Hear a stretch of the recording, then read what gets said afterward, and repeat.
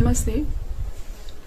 मैं पिछले वीडियो में law of attraction secret practice जो रोंडा बार्न का किताब है उसके ऊपर चर्चा कर रही थी।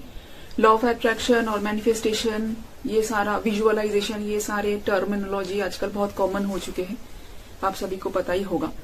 तो इसके साथ आध्यात्मिकता का क्या लिंक है, या लॉ ऑफ अट्रैक्शन को लेके मैं क्यों चर्चा कर रही हूँ, क्योंकि वो तो सक्सेस और खूब पैसे कैसे हम अट्रैक्ट कर सके वगैरह, इसको लेके चर्चा करती है। तो आपको लगेगा कि इसके साथ आध्यात्मिकता का संबंध ही क्या है, पर कॉपी, किताब, पेन पेंसिल के साथ शिक्षा का डायरेक्टली क्या संबंध है? डायरेक्ट संबंध नहीं है। तो डायरेक्ट उसी से कुछ शिक्षा हो रही है वो नहीं है, पर वो इंस्ट्रूमेंट है। तो कॉपी, किताब, पेन इंस्ट्रूमेंट है, वो शिक्षा के लिए हमें चाहिए होती है।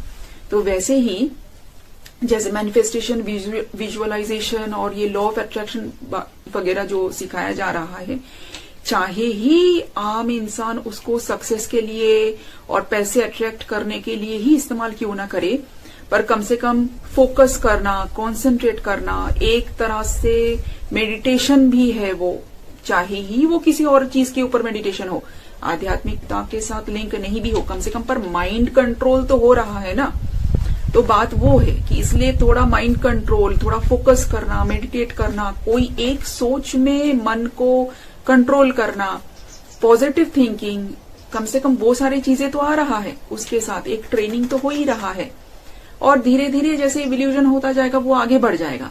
अब आध्यात्मिकता में जो आ गए हैं उनके साथ डायरेक्ट लिंक क्या है कि अगर आप गौर से सोचो, जाप भी लॉ ऑफ अट्रैक्शन ही है। लॉ ऑफ अट्रैक्शन क्या कह रहा है? जो आप बार बार सोच रहे हो वही चीज होना है।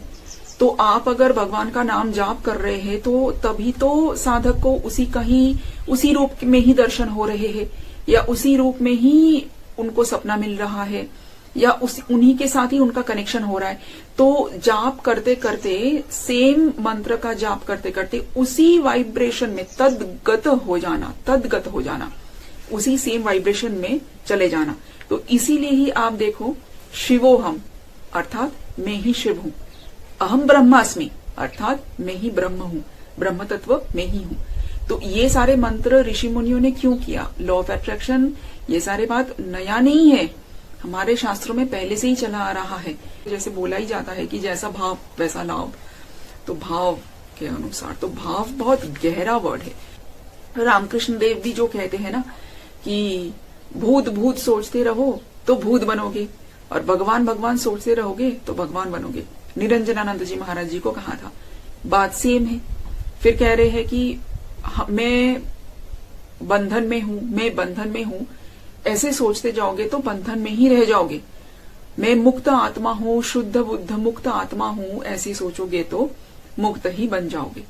तो वो भी देखिए, जैसा सोच वैसा ही होना है। तो सेम लॉ ऑफ अट्रैक्शन।